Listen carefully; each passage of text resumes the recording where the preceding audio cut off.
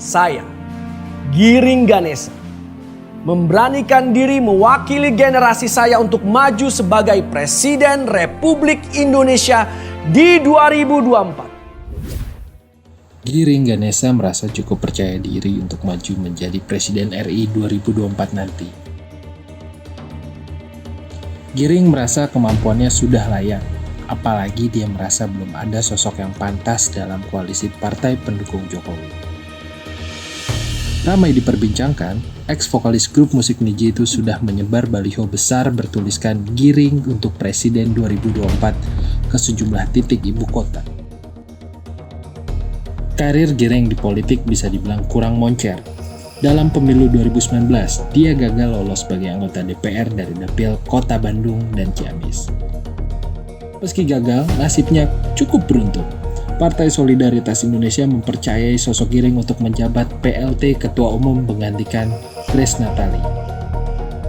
Dalam episode Merdeka Bicara kali ini, Giring Ganesa menceritakan keseriusannya untuk menjadi Presiden RI.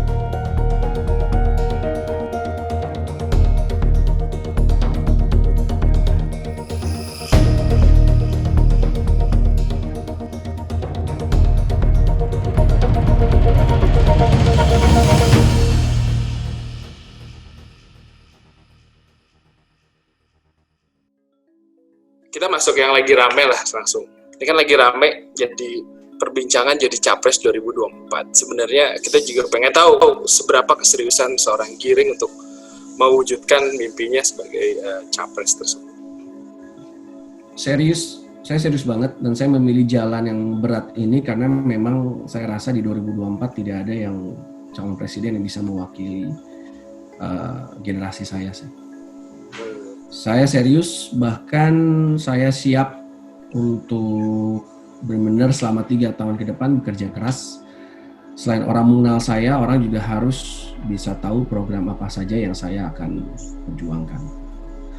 Mungkin saya nggak bisa ngomong banyak mengenai program-program yang mau saya perjuangkan, karena nanti ada kita sudah punya tim strategi sendiri. Contohnya kemarin kita baru ngeluarin bagaimana kita sedang mendukung alek-alek kita dan juga para pengurus untuk memasang titik-titik wifi di seluruh Indonesia untuk membantu adik-adik kita dan juga komunitas di sekitar, lingkungan sekitar untuk dapat mengakses internet gitu.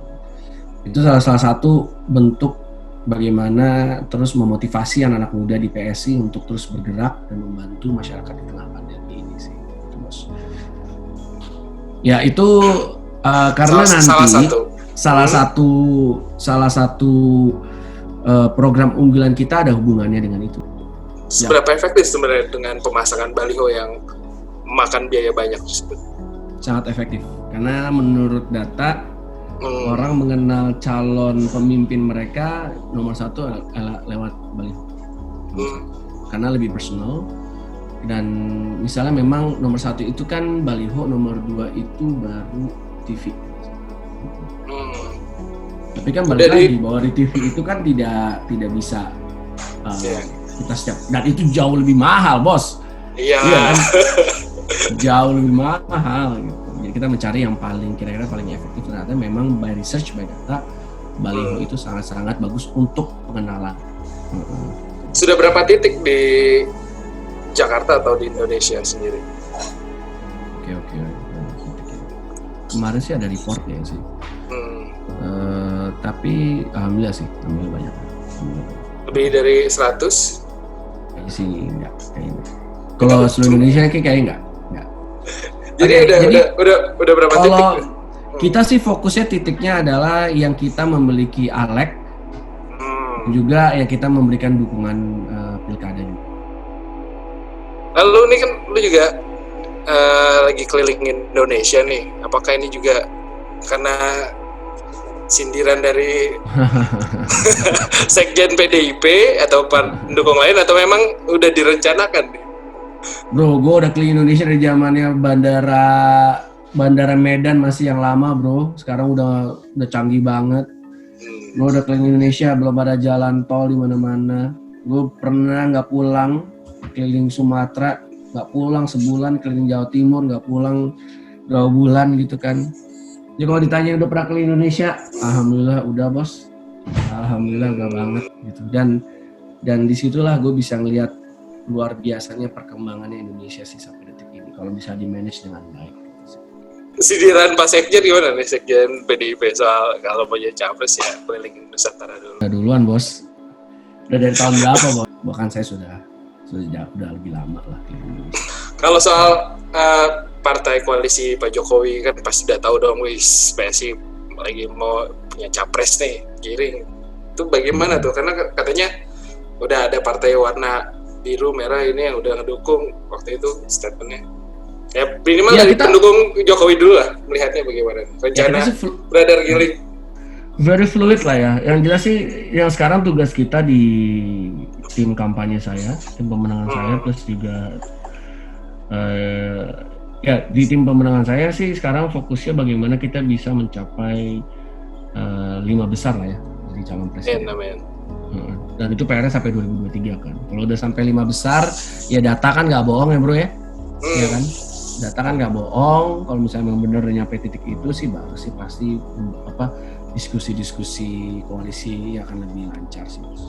Tapi kan ada aturan ambang batas yang buat presiden ini agak berat. Buat PSI pun berat pasti dengan ambang batas ini kan.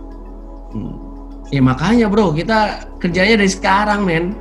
Kemarin itu challenge kita pas kita review, musuh terbesar kita adalah waktu bos. Karena dari kita cuman ngurusin yang namanya verifikasi faktual, administratif, dan akhirnya kita lupa berstrategi berkampanye dengan baik. Makanya tahun ini di pemilu ini kita nggak mau melewati itu semua, makanya kita mulai dari tahun 2020. Satu quote yang menurut saya menarik itu, abang salah satu alasan mendasar kenapa abang Mas Giring kemudian maju itu karena saat ini nggak ada calon presiden atau pimpinan yang mewakili generasi saya gitu. Tadi abang ngomong gitu kan. Nah, dari quote itu saya sih pengen dapat pandangan abang.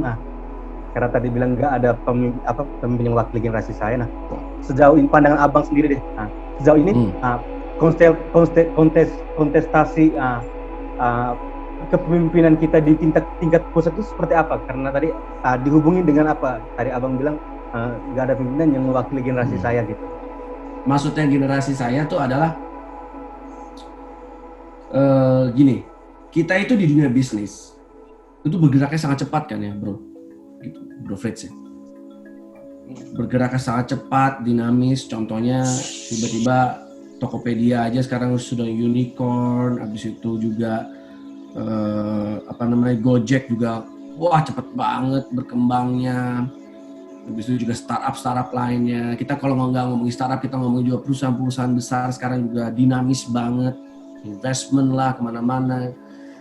Tetapi yang kita rasa bahwa regulasinya dan juga pemerintahnya, usah regulasi sih, lebih regulasi ya di legislatif ya, itu running very slow bro. Very slow, ya kan? Too slow malah. Ya akhirnya jadi keteteran gitu. Misalnya contohnya dunia perfilman mau ngapain, akhirnya bingung kan. Tapi regulasinya nggak ada yang melindungi kita. Hal-hal seperti itu tuh yang sebetulnya kenapa gue bilang bahwa tidak ada yang bisa mewakili generasi kita. Generasi kita tuh generasi yang cepat bos. Generasi yang sehari itu bisa membaca berapa puluh ribu konten yang masuk ke kepala kita gitu, baik itu dari Instagram, WhatsApp dan yang lain, dari Facebook dan yang lainnya. Dan segala keputusan tuh bisa dilakukan cepat. Bro pernah ngerasa nggak selama Zoom ini malah begitu banyak keputusan yang bisa kita lakukan dalam waktu sehari semenjak pandemi. Kalau dulu kan lambat sekali gitu. Tapi balik lagi teknologi itu membuat semuanya jadi serba cepat. Itu satu. Bahwa PSI itu berkomitmen dan saya berkomitmen akan menjadi pemimpin yang pro bisnis, sangat pro bisnis. Dan juga kita ngerasa bahwa banyak sekali regulasi-regulasi yang menurut kita sangat-sangat tidak pro bisnis.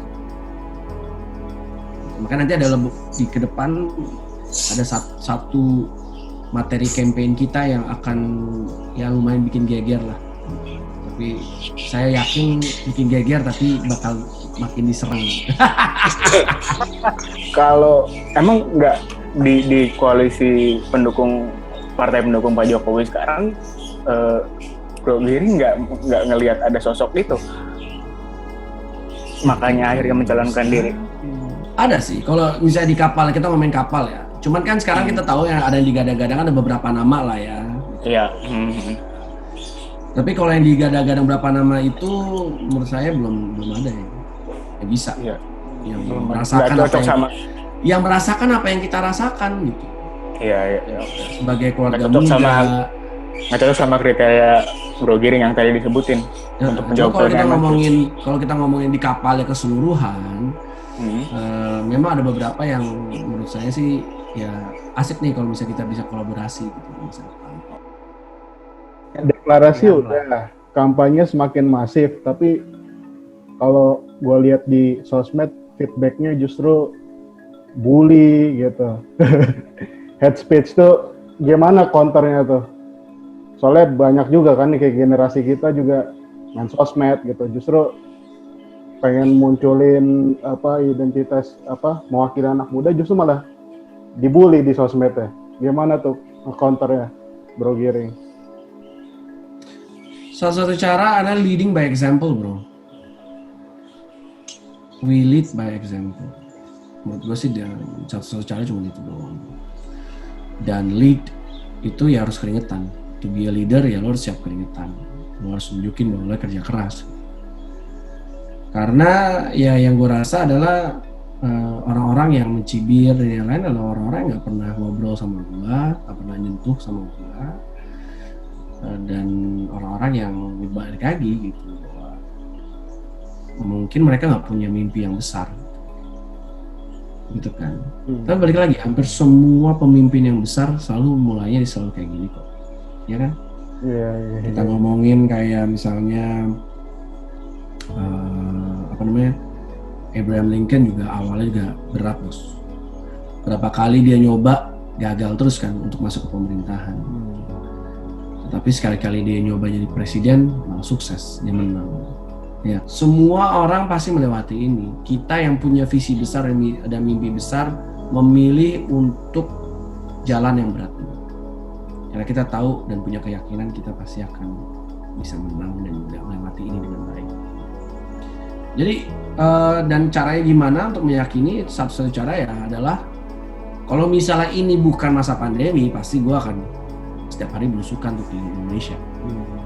Tapi sekarang satu-satunya cara untuk di masa pandemi ini adalah dengan menunjukkan bahwa ya Giring, PSI hadir dan kerja untuk masyarakat Indonesia.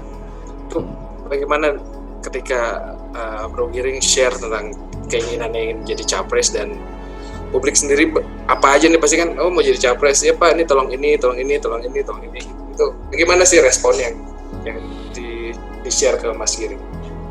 Kemarin kan gue udah belusukan ke Jakarta, tapi memang waktu itu kan juga sekalian masang titik wifi ya. Jakarta sama Tangsel waktu itu kan, 2 Jakarta 2 Tangsel. Ya kalau misal respon masyarakat mereka masih heboh dan gue udah pakai masker tapi mereka masih tahu, weh Kang Giring, Bang Giring, capres gitu. Orang minta foto.